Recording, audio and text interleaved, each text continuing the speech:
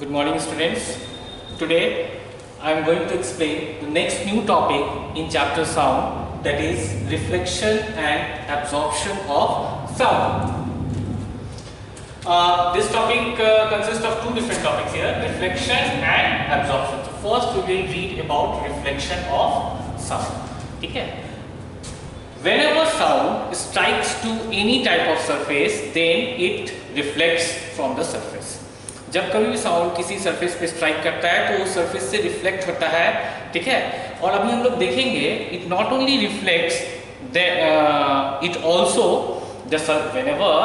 whenever sound strikes on the surface, ठीक है। जब कभी कोई साउंड किसी सरफेस पे स्ट्राइक करता है तो रिफ्लेक्ट होने के साथ साथ कुछ पार्ट ऑफ साउंड एब्जॉर्ब भी हो जाता है, किसके द्वारा? बाय द सरफेस, ठीक है। इसलिए मैंने यहाँ दोनों टॉपिक साथ में लिखा है, reflection and absorption of sound. I mean to say that whenever sound strikes on the surface, then it reflects as well as absorbed by the surface. You can say कि partially absorb होता है और partially reflect हो जाता है। It is same like that of in case of light. आपने पढ़ रखा होगा लाइट के केस में, जब कभी भी किसी सरफेस पे लाइट स्ट्राइक करती है तो वो सरफेस लाइट के कुछ पार्ट को पार्शियली क्या करता है? एब्जॉर्ब कर देता है, रिमेनिंग पार्ट ऑफ लाइट को क्या करता है? रिफ्लेक्ट कर देता है। इफ यू रिमेंबर, अगर आपको याद होगा तो आपने पढ़ा था पिछली क्लास में, suppose this is one surface, ठीक है। अगर कोई लाइट रे इस पे स्ट्राइक करती है, ठीक है, this one is an incident ray, after striking at point suppose O, then what will happen? अगर इस सरफेस पे अगर लाइट रे इंसिडेंट हो रहा है तो ये सरफेस इस लाइट रे का कुछ पार्ट एब्जॉर्ब कर लेता है और रिमेनिंग पार्ट को क्या करता है? रिफ्लेक्ट बैक कर देता है, वापस उसी मीडियम में इसको रिफ्लेक्ट कर देता है। याद आ रहा होगा यहाँ पे हम लोग क्या ड्रॉ करते हैं? दिस वन इज नॉर्मल, है ना, denoted by sine capital N, और ये क्या था? एंगल ऑफ इंसिडेंस, और ये एंगल है angle of reflection. This line represents the incident ray, this point is the point of incidence, this line represents the reflected ray, this line is normal, this angle I is angle of incidence and this angle R is angle of reflection. और क्या relation था इन दोनों में? Here angle I is equals to angle R। पढ़ा है आपने? Angle I is equals to angle R. It means जितने एंगल से कोई लाइट रे किसी सरफेस पे इंसिडेंट होता है उतने ही एंगल से, सेम एंगल से वो रिफ्लेक्ट भी होता है। And this phenomenon is also seen in the reflection of sound. तो ये हम लोग लाइट के जो अभी पढ़े हैं जस्ट, ये सेम फेनोमेनन किसमें एग्जिस्ट करता है? In the phenomenon of reflection of sound. I mean to say अगर कोई साउंड किसी सर्टेन एंगल से किसी सरफेस पे जब स्ट्राइक होता है तो वो उतने ही एंगल से क्या हो जाता है? रिफ्लेक्ट बैक हो जाता है, ठीक है। Is this clear? बहुत सिंपल है ये रिफ्लेक्शन ऑफ साउंड। इसी रिफ्लेक्शन ऑफ साउंड में एक नया टॉपिक है दैट इज कॉल्ड इको। इसको क्या बोलते हैं? इको। तो व्हाट इज दिस इको? ये इको साउंड कब प्रोड्यूस होगा? ये भी एक तरह का साउंड है। ये कौन सा साउंड है? It is a reflecting sound. It is a reflecting sound. और ये रिफ्लेक्टिंग साउंड किसी लिसनर को तभी सुनाई देता है जब वो पहला साउंड जो उसने प्रोड्यूस किया है उसके फ्रैक्शन ऑफ टाइम के बाद ये साउंड उसको जब हर्ड होता है, that sound is known as eco.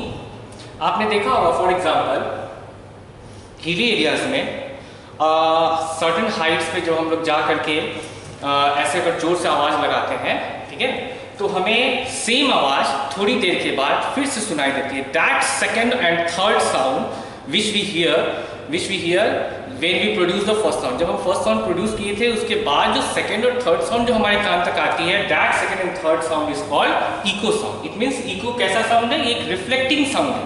अभी हमने पढ़ा ना कि साउंड कि जब किसी सरफेस पे स्ट्राइक करता है तो वो सरफेस से वो साउंड क्या होता है? रिफ्लेक्ट बैक हो जाता है।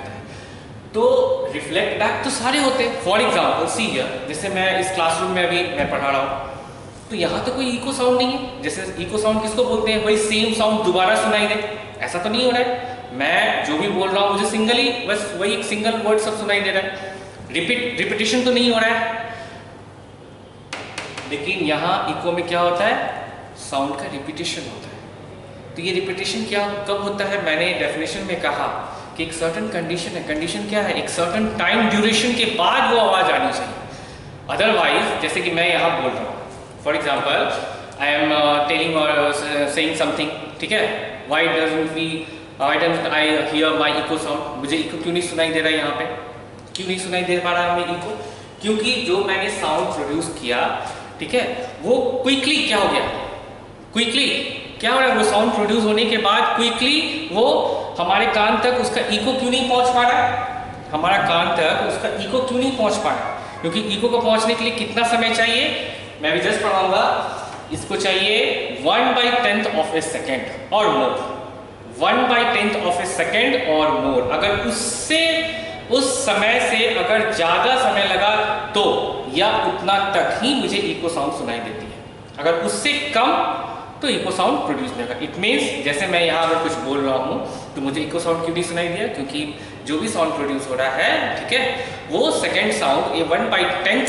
सेकेंड के पहले ही क्या हो जा रहा है, वो वैनिश हो जा रहा है, खत्म हो जा रहा है, ठीक है। यहाँ पे इको प्रोड्यूस क्यों खत्म हो जा रहा है वो हम लोग जस्ट देखेंगे एब्जॉर्प्शन ऑफ साउंड में, ठीक है, क्योंकि वो साउंड एब्जॉर्ब हो जा रहा है, इस वजह से वो खत्म हो जा रहा है, ठीक है, हम लोग देखेंगे इसको। सो ये इको क्या है, व्हाट इज इको, इको एक तरह का रिफ्लेक्शन ऑफ साउंड ही है, साउंड का रिफ्लेक्शन है जो रिसीवर को कब मिलता है, एक सर्टेन ड्यूरेशन के बाद, और मैंने क्या बताया वो ड्यूरेशन कितना होता है, that is 1/10 of a second और more after the first sound is produce. पहला साउंड प्रोड्यूस होने के 1/10 सेकेंड के बाद जो साउंड जो रिफ्लेक्ट होकर के आती है, that sound is known as echo sound. So here we can say that echo is a reflecting sound, echo is a reflecting sound that is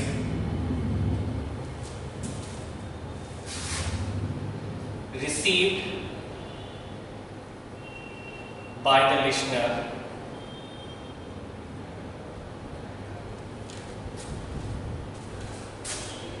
after certain time duration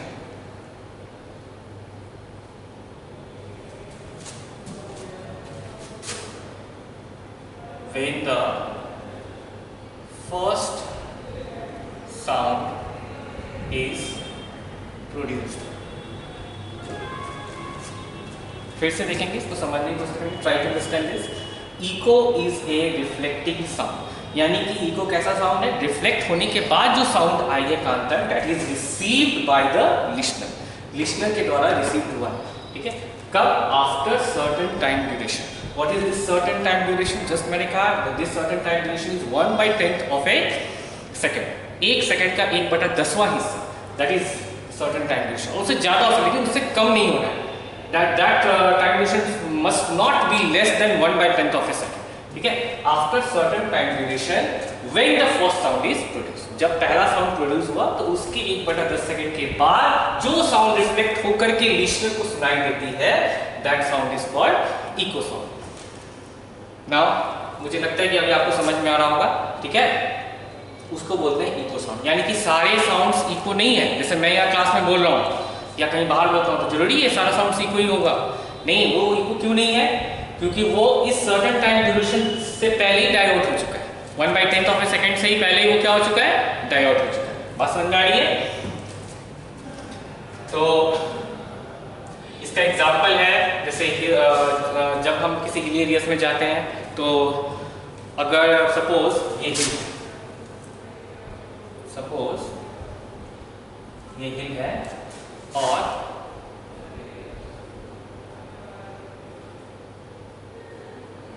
यहाँ पे listener, this one is the listener, this one is hill, ठीक है। तो इसने जब ये sound produce किया, ध्यान से देखेंगे, इसने ये साउंड प्रोड्यूस किया तो साउंड ट्रैवल करके जा रहे हैं यहाँ से यहाँ तक, ठीक है, फिर ट्रैवल करने के बाद यहाँ पे स्ट्राइक किया, स्ट्राइक करने के बाद वो क्या करेगा, sound will reflect back to the same medium. Same medium में क्या होगा, वो रिफ्लेक्ट बैक करेगा। जस्ट अभी हमने देखा बिल्कुल लाइट के जैसा ही होता है। ये साउंड इसने प्रोड्यूस किया, प्रोड्यूस करने के बाद यहाँ पे स्ट्राइक करेगा, स्ट्राइक करने के बाद ये साउंड रिफ्लेक्ट होकर के यहाँ पे आएगा। ठीक है, तो इसमें दो चीज़ बहुत इंपॉर्टेंट है, दो चीज़ बहुत ही इंपॉर्टेंट है। पहला इंपॉर्टेंस ये है कि ये टाइम ड्यूरेशन कितना लगता है इको साउंड के लिए, कितना टाइम ड्यूरेशन, ठीक है। और दूसरा कि ये ऑब्जर्वर या लिसनर, और ये क्या है, हिल, जिसको ऑब्स्टिकल बोल सकते हैं। दिस वन इज हिल, जिसको हम लोग क्या बोल सकते हैं, ऑब्स्टिकल, ठीक है, या हार्ड सरफेस भी बोल सकते हैं, obstacle hill. This one is your listener और ऑब्जर्वर।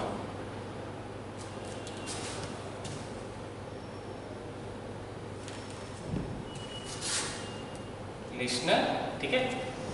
तो जब ये साउंड प्रोड्यूस करेगा, ठीक है, जब ये साउंड प्रोड्यूस करेगा तो साउंड ट्रैवल करते हुए, एयर में ट्रैवल करते हुए कहाँ तक जाएगा, हिल तक, और हिल पे स्ट्राइक करेगा। After striking what will happen, it will rebounce back और रिफ्लेक्ट बैक। ये बैक रिफ्लेक्ट करते हुए फिर कहाँ तक पहुंचा, लिसनर के पास, ठीक है। तो इसको आने तक कितना समय लगता है, मैंने जस्ट कहा इको साउंड को अगर सुनना है, तो सर्टेन टाइम ड्यूरेशन होगा। सर्टेन टाइम ड्यूरेशन कितना होता है, it is how much, it is 1/10 of a second. It is how much, it is the time duration should be 1/10 of a second, ठीक है। सेकंड का 1/10वां हिस्सा, इतना सा। और इन दोनों के बीच का डिस्टेंस भी बहुत इंपॉर्टेंट है कि इन दोनों के बीच का डिस्टेंस कितना होना चाहिए, ठीक है, between the listener and the obstacle. इन दोनों के बीच की दूरी कितनी होनी चाहिए, एंड द डिस्टेंस अभी जस्ट हम लोग देखेंगे। डिस्टेंस शुड बी मिनिमम, कम से कम 17 मीटर होना चाहिए। It means if a listener want to hear the sound of echo, then the minimum distance should be 17 meter from the obstacle. Obstacle से कितना दूरी होना चाहिए लिसनर को, 17 मीटर की दूरी पे होना चाहिए। This distance should be how much, it should be minimum 17 metre और 17 मीटर या इससे ज्यादा भी होगा तो भी इको सुनाई देगा, लेकिन इससे कम नहीं होना चाहिए। Distance should not be less than 17 metre and the time duration to hear the echo sound should not be less than 1/10 of a second, ठीक है। Now the next topic is to calculate this minimum distance. ये minimum distance कैसे निकल के आता है कि 17 metre की दूरी ही क्यों होनी चाहिए, ठीक है, इसको हम लोग देखते हैं नेक्स्ट टॉपिक। इसका मतलब हमारा नेक्स्ट टॉपिक है to calculate the minimum distance for the echo sound. Echo sound सुनने के लिए कम से कम कितनी दूरी होनी चाहिए वो हम लोग कैलकुलेट करेंगे।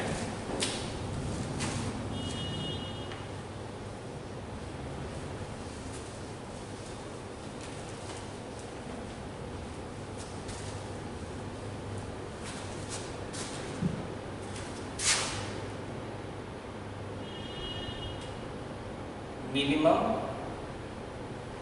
distance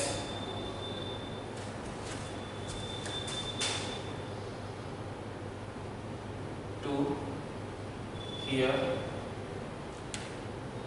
echo sound। वो मिनिमम डिस्टेंस हम लोग निकालने जा रहे हैं इको साउंड को सुनने के लिए। और कितना मिनिमम डिस्टेंस होना चाहिए।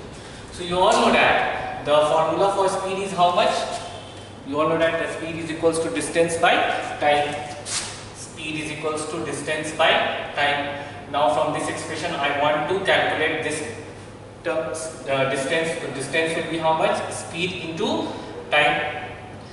Now this distance is equals to, try to understand, ठीक है, समझे इसको। स्पीड ऑफ, किसका स्पीड यहाँ पे लेना है, you have to consider the speed of sound in air. You all know that, मैंने पहले ही पढ़ा रखा है, the speed of sound in air is how much, it is 340 metre पर सेकेंड।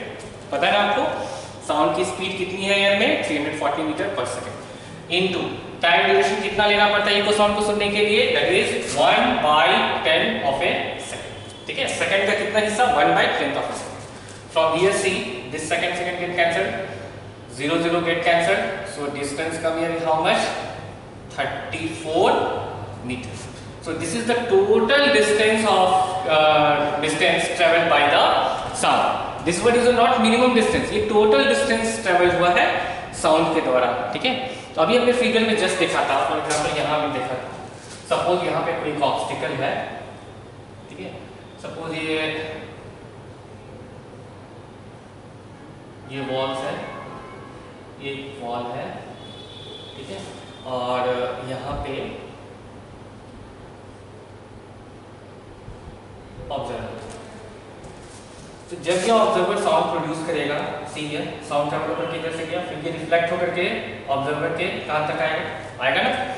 तो ये डिस्टेंस ध्यान से देखेंगे, जाने में और आने में दोनों में इक्वल डिस्टेंस ट्रेवल हुआ है। इट मींस टोटल डिस्टेंस को हम लोग क्या करेंगे, अगर मैं सिर्फ एक डिस्टेंस जानना चाहता हूँ यहाँ से यहाँ तक के बीच की डिस्टेंस को अगर जानना चाहता हूँ, if I want to know the distance from here to here, then what we have to do, we have to divide this total distance by 2। क्यों 2 से डिवाइड करेंगे यहाँ पे, क्योंकि यहाँ से यहाँ साउंड ट्रेवल करने के बाद फिर वापस यहाँ से यहाँ तक आएगा, ठीक है, सेम डिस्टेंस उसने ट्रेवल किया, ठीक है, यानी कि 2 बार साउंड है, यहाँ से यहाँ तक गया, फिर यहाँ से यहाँ तक।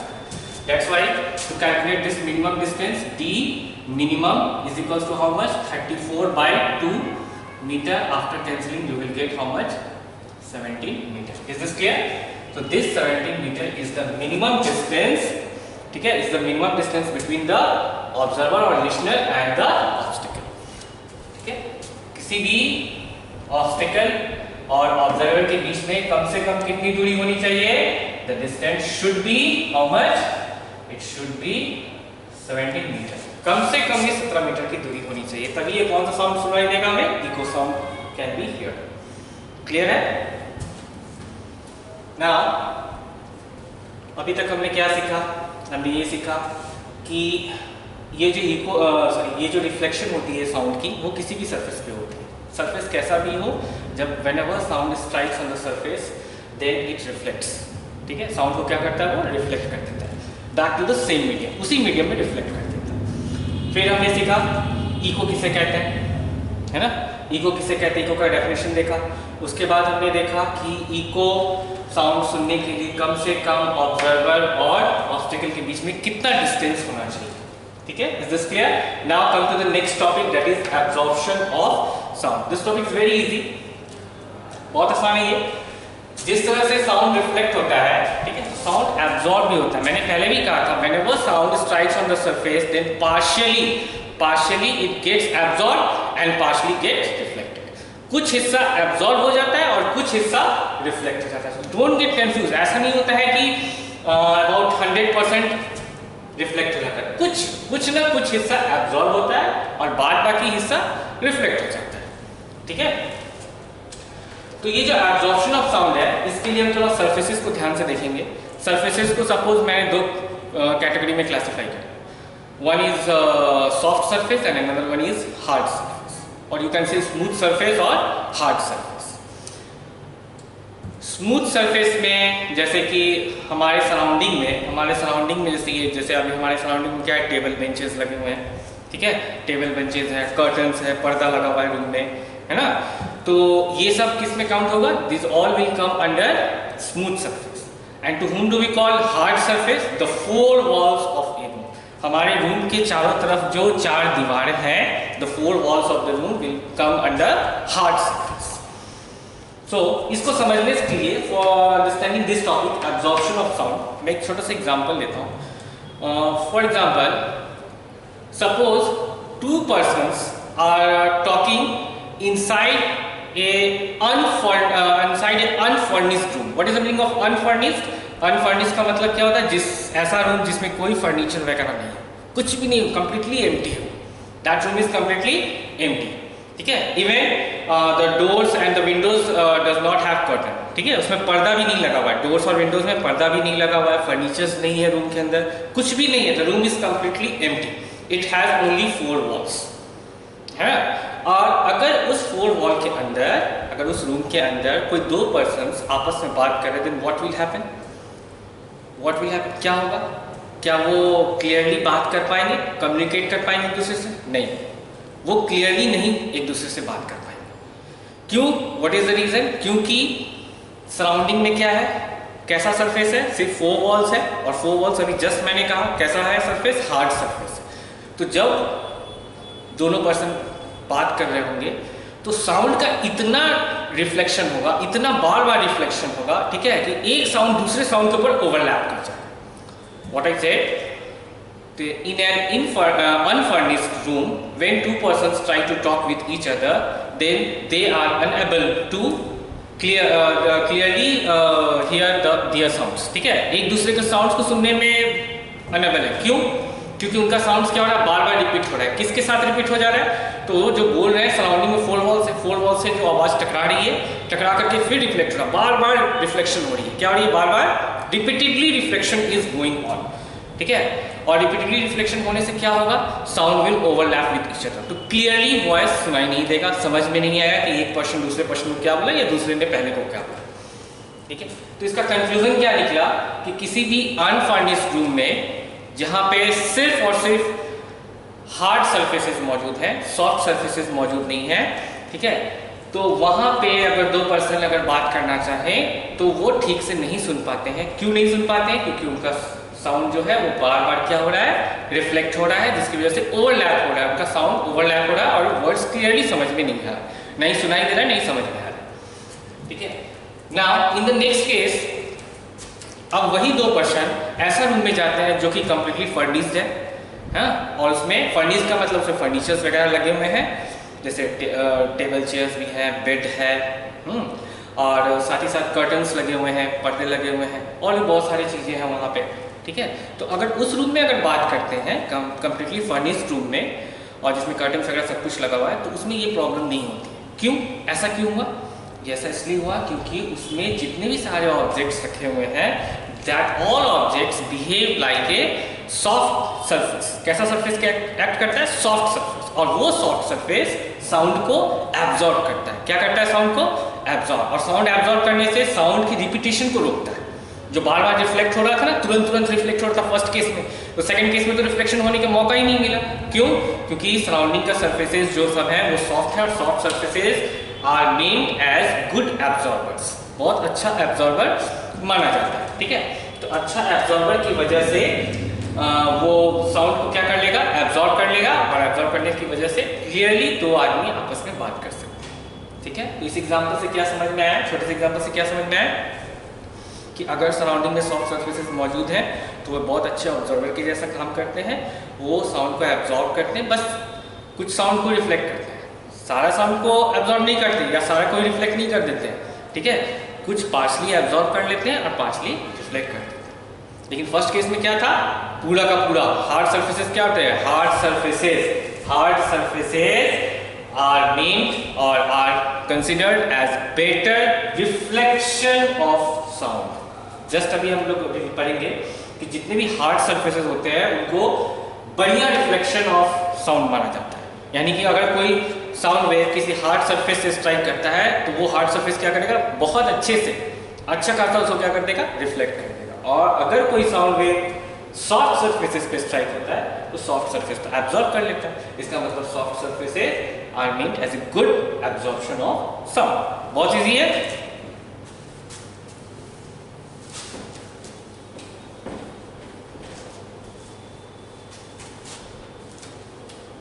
तो अभी हमने क्या पढ़ा? एब्जॉर्प्शन ऑफ साउंड में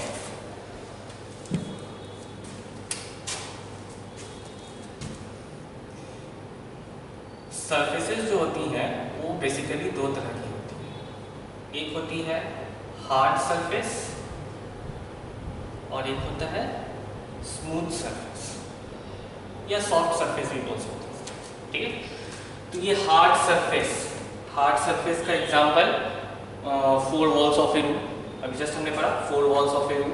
और स्मूथ सरफेस का एग्जांपल जैसे कि उसके अंदर में रखा हुआ जितने भी फर्नीचर्स हैं, कर्टन्स हैं, ठीक है, इवन हमारा बॉडी, क्लोथ्स, ठीक है, ये सब, मेरा बॉडी भी क्या है?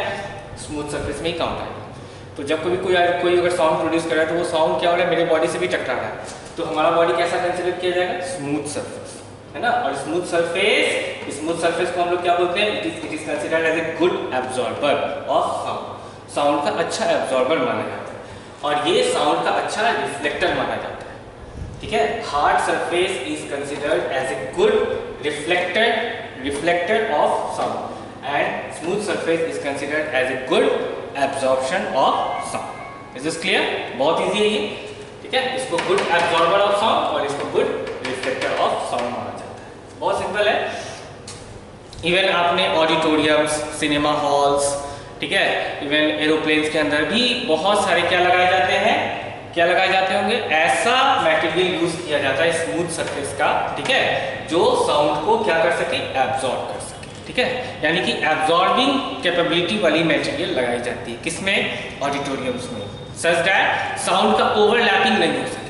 क्योंकि अगर साउंड का ओवरलैपिंग होगा, अगर एब्जॉर्प्शन ठीक से नहीं होगा, साउंड का अगर ओवरलैपिंग होगा तो साउंड क्लियरली लिसनर लोग नहीं सुन पाएंगे. इतने सारे लोग जो बैठे होंगे ऑडिटोरियम में वो अच्छे से सुन नहीं पाएंगे. इसीलिए साउंड का ओवरलैपिंग ना हो पाए, ओवरलैपिंग ना हो सके, इसलिए सराउंडिंग में क्या लगाया जाता है, बहुत सारी एब्जॉर्बिंग मटेरियल लगाई जाती है जो साउंड को एब्जॉर्ब करती है, ठीक है.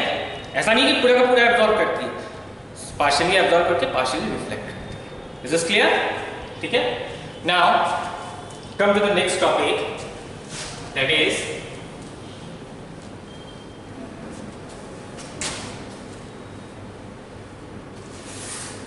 sound produced by humans. Very very important. Sound produced by humans. ठीक है. हम कैसे साउंड प्रोड्यूस करते हैं?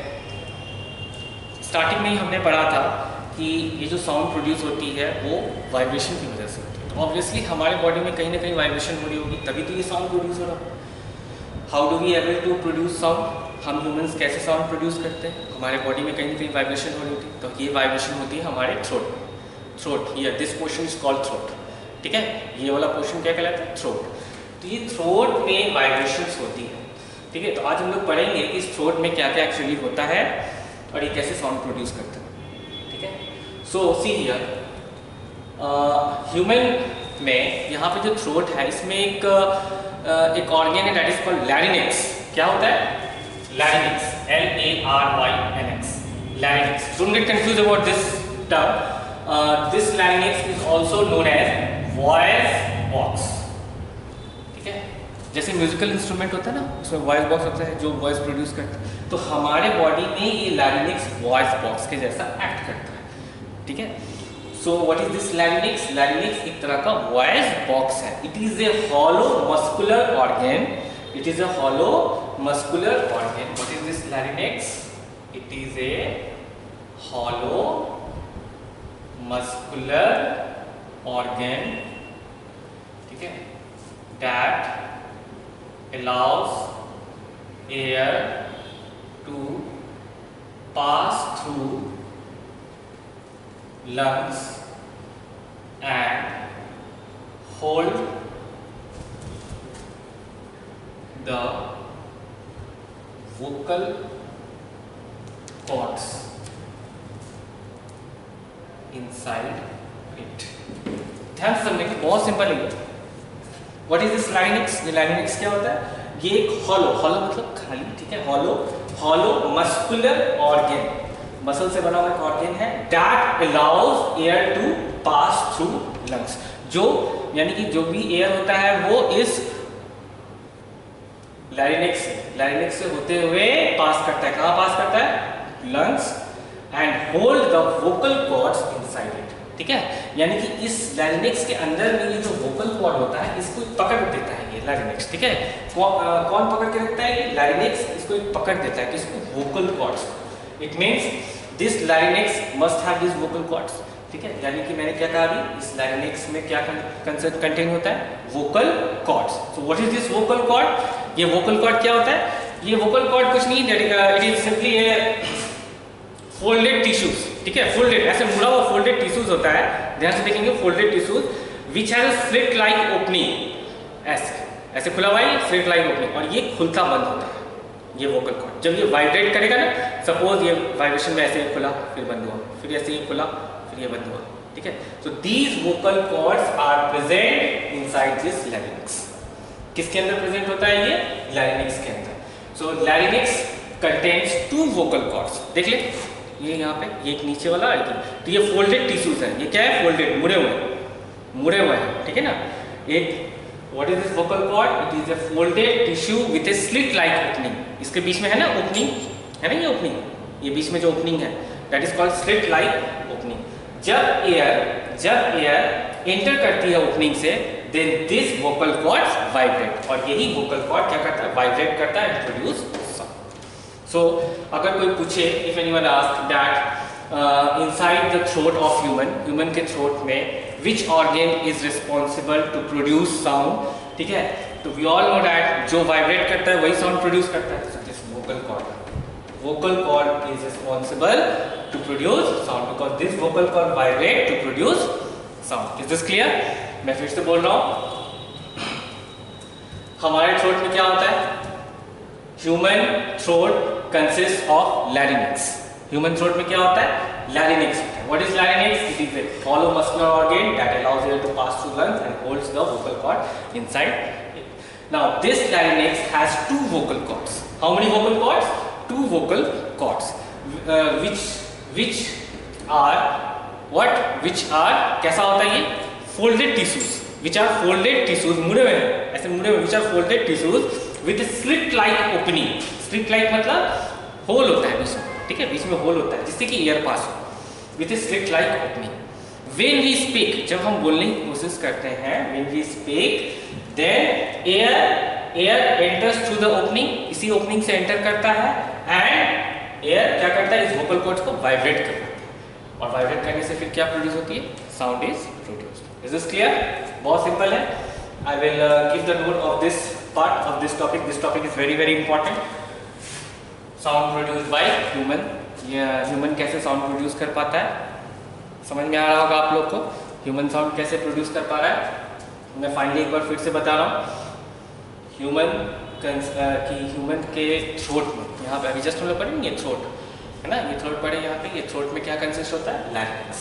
एक ऑर्गन है, it is a hollow muscular organ that allows air to pass through lungs and hold the vocal. This larynx has two vocal cords which are folded tissues with a slit-like opening, है ना, with a slit-like opening. When we speak, जब हम बोलते हैं, when air passes through these openings, जिसके अंदर में openings है ना, air passes through these openings and make these vocal cords to vibrate, और यही vocal cord क्या होता है? Vibrate करता है, then the sound is produced. Is this clear? ठीक है? So for today that's it. Now we will discuss the next topic in my next class. Okay, thank you.